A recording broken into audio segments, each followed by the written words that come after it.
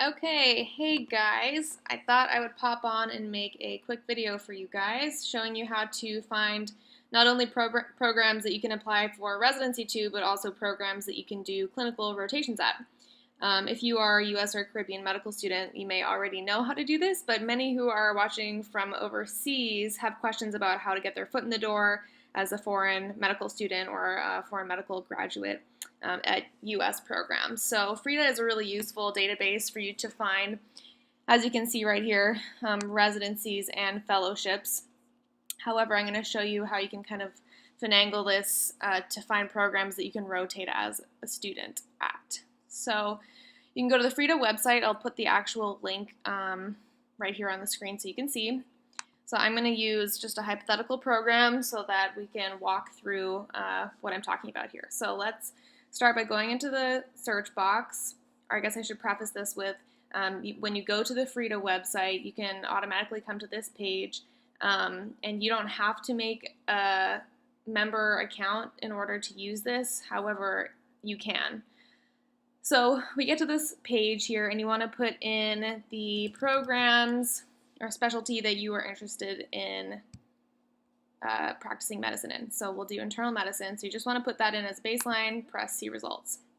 So then you can see you have this option for all these different types of filters. So there are a couple of filters that are the most important for you as an IMG. One of them is location. So you don't want to click on the locations for programs where your school is not accredited in, because not all Caribbean schools are accredited in all 50 states. So you can set your geographical filters by clicking which areas you're interested in or are relevant to you for your school. Then you can go down here in application info, and you want to click on J1 visa or H1B if you're eligible for that. So we'll just do J1 for now, since that's what the visa that most international students are applying under.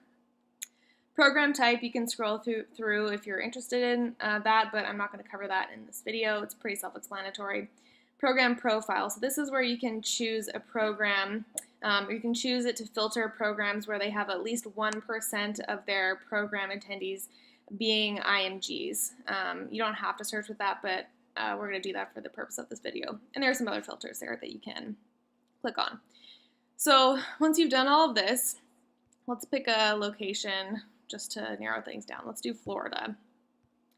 So you have your filters. Now you want to press see results. So now it's going to show you all the internal medicine programs in Florida that offer J1 sponsorship and have IMGs at their program. So here's the long list. You can see there are 17 of those programs with those parameters. So we're going to click on the first one here. So here's kind of a little face sheet about the program information, and here is something you want to pay attention to, the program website. We'll come back to that in a second. So you want to click on this program button here so you can see the size of each residency class that comes in and how long the program is. But what you want to do is scroll down here, and this is where a lot of programs will show a minimum step 1 score. This program isn't showing that. And then an average step 1 score of their current residents. A lot of programs will actually have the average step 1 score, which can be helpful to you if you already have your step 1 and 2 scores, so you can compare yourself to the other residents who are at this program. You know, if you have a really low step 1 score and they have a minimum cutoff step 1 score of 245 or something, then this might not be the best program for you to keep moving forward to. But I do want to put a disclaimer that I'm not saying that you should not apply to certain programs because your scores are not what the average score is. I'm just, for the purpose of this video, that's not what we're going to do. So anyway, we don't have any of that information here, so that's not relevant, I guess, to this video. But another thing that you can check here is it'll list whether or not they provide J1 visa sponsorship or H1B visa sponsorship. So this program does J1, so that's great. And then another bit of useful information is you can scroll down further and see how what the percentage is of their residents who are US trained or internationally trained or DOs. And then you can also get the male and female gender split there as well. So that's useful information for you.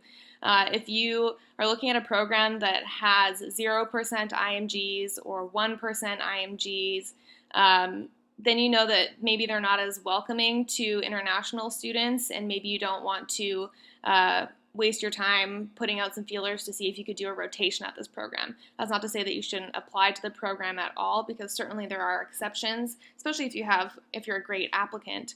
But it's just another thing that can help guide you during this process of finding somewhere that you can do an audition rotation at prior to residency application. So this looks like a good program for us to move forward with, right? There's almost 50% of the residents are internationally trained. So we're going to go back up here to the front page, and we're going to click on this program's website. Okay, so you get to the website and we're just brought to this landing page. So let's go try and find out where their information is about visiting students.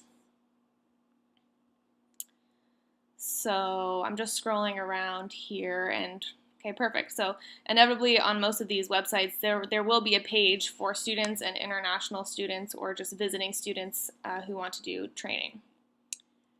So here it tells us that non-US medical students can participate in electives only if space is available. So now, okay, we know that they do allow non-US students to apply. How do they do that?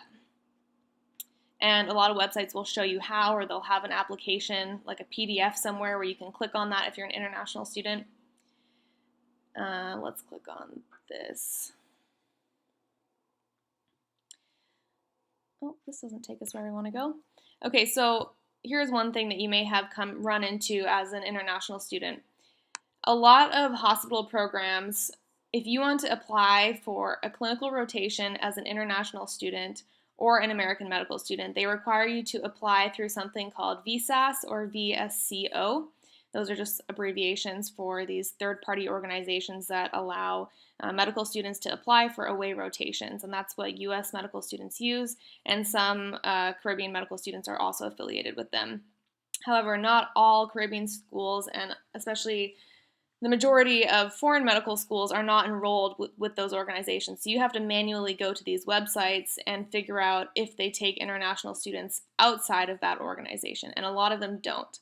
So this is why I'm making this video, because I want you to know how you can figure out and get your foot in the door if you're not using those organizations. So here we don't have any PDFs or anything, but I do have contact information. So in this case, I'm going to call someone from the university and say, hey, my name is so-and-so, explain my situation, and they may redirect you a bunch of times, hopefully getting you an email of someone like a clinical coordinator where you can move forward and figure out how you can apply for a rotation there.